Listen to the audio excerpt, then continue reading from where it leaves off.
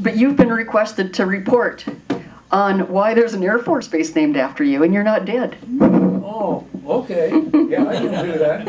Of course, I prepared for something else. Well, you've got time for something else, too.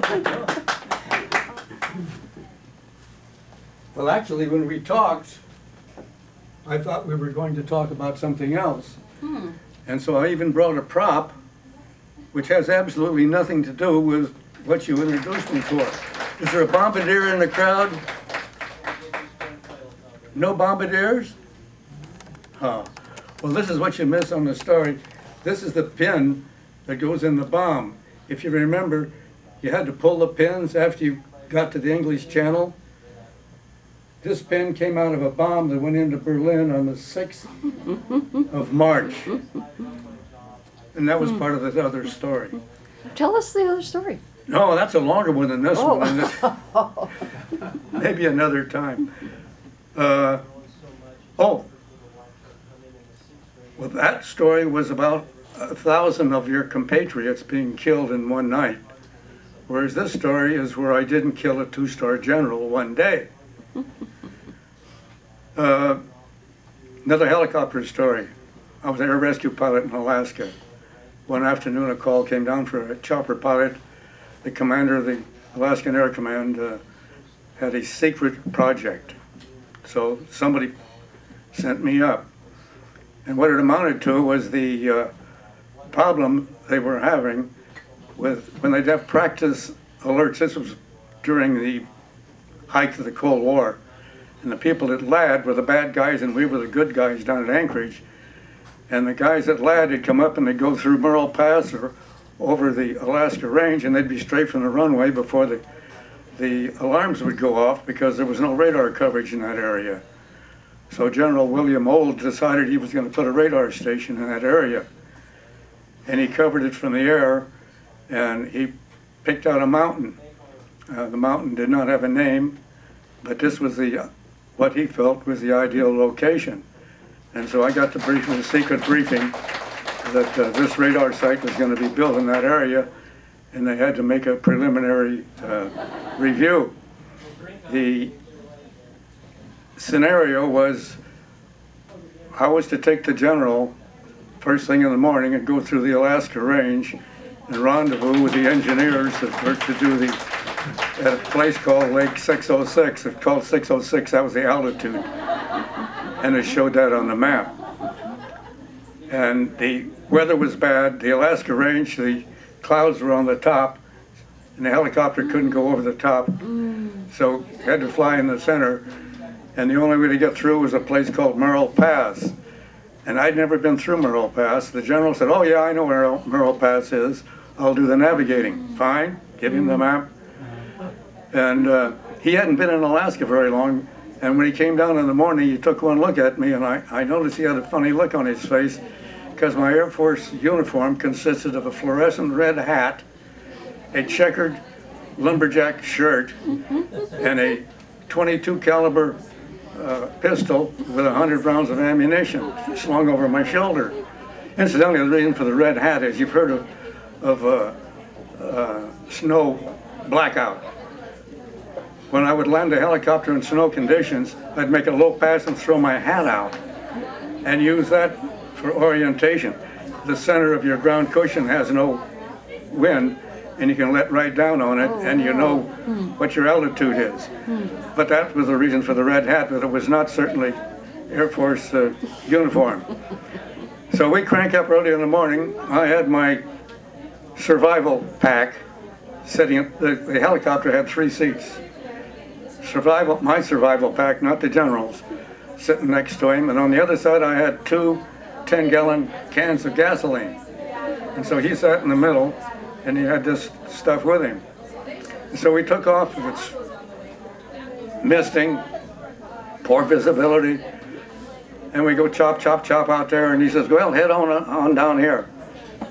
And I'm a captain, he's 2 stars, he says, head down there. And I knew from my map that wasn't right, because if we'd have gone down there and gone in that canyon, that we'd be a dead end, we'd run out of gas and no radio contact with a home base. So I said, General, well, let's try this one first. And so he went along with it, and we went through. And the way that it works is you go in this canyon, and you go all the way to the end. It looks like it's a dead end, and you get down there, and there's an opening, maybe 150 feet wide. You pop through there, then you count 3 canyons, and then you make a left turn. This is what people told me. I'd never been through it. So I did that. We went through it. We popped out on the other side of bright sunshine. Great, good day. And I landed on a river bank sandbar, and we put the fuel in the helicopter, and then we went on over and rendezvoused with the float planes that were bringing in our supplies. While we were refueling the helicopter, we were in tundra, which is mud about knee deep. And it was kind of interesting, the kind of a guy that General Old was.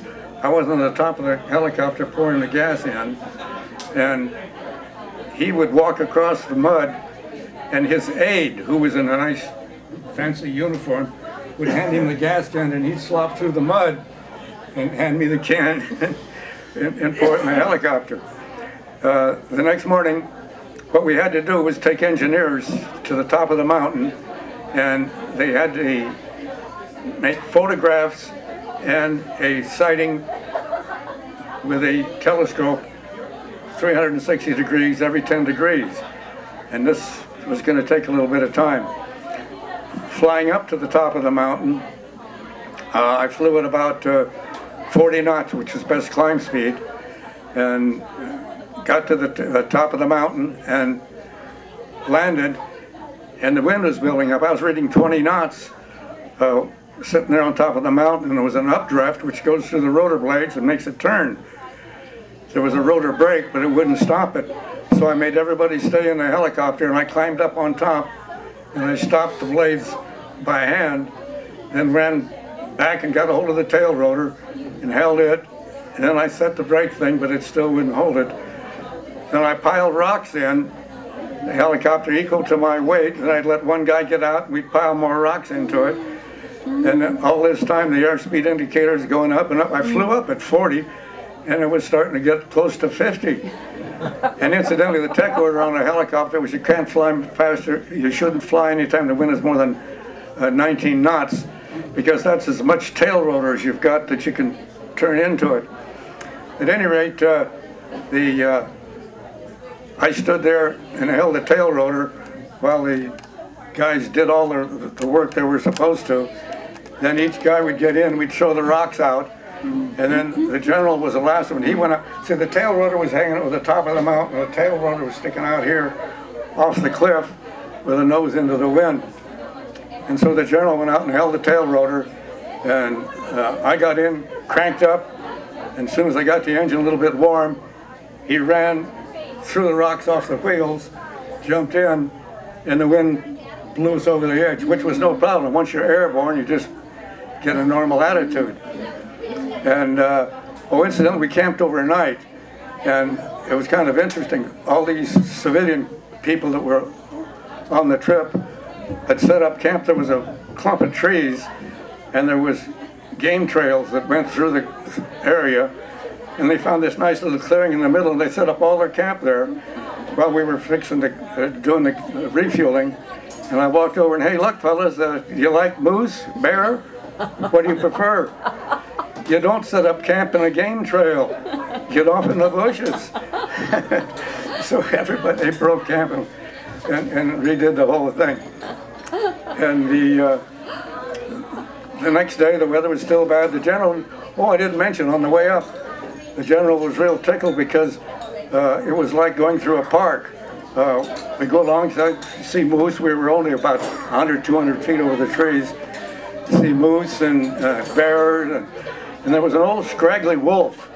And we were flying right alongside him. He says, give me your gun, give me your gun. And I give it to him, and he goes, pow, pow, pow, pow. He never hit the damn thing. At any rate, then we went a little further, and there was a big old grizzly on a bank. And I hovered and came up to it like this, and it looked at us.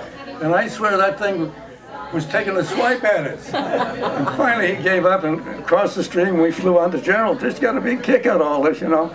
I was doing it every day as a rescue pilot. And okay, so then when it's time to go back, instead of going back with the rest of the crew, the weather was still bad, and I told the general, I don't think I'll be able to make it all the way back. I'll have to camp out on the stream, and I had fishing gear and everything. It'd be just like a sporting thing for me. He said, no, I'll go home with you. So he rode with me, and it was uneventful. We got home, we lived, we survived, and about 2 months later was at happy hour, sipping a cool and minding my own business. And I hear a couple guys back here saying that goddamn Sparrevohn is going to kill somebody. But yet, what the hell are you guys talking about? And I said, sorry, it's classified. You aren't cleared. Hmm? What do you mean it's classified? I'm Sparrevohn. Sorry. So I got in touch with our intelligence officer and said, what the hell is going on? He says, well, on any secret project, it has to have a non-secret name, like Manhattan for the atomic thing. For some reason, the general picked Sparrevohn. And so it's just like Los Angeles Air Force Base is at Los Angeles. The mountain is named Sparrevohn. The base is at the mountain. So they named the base after the mountain, not me. But I get credit for it. I didn't get killed. I got my base. Let's go home.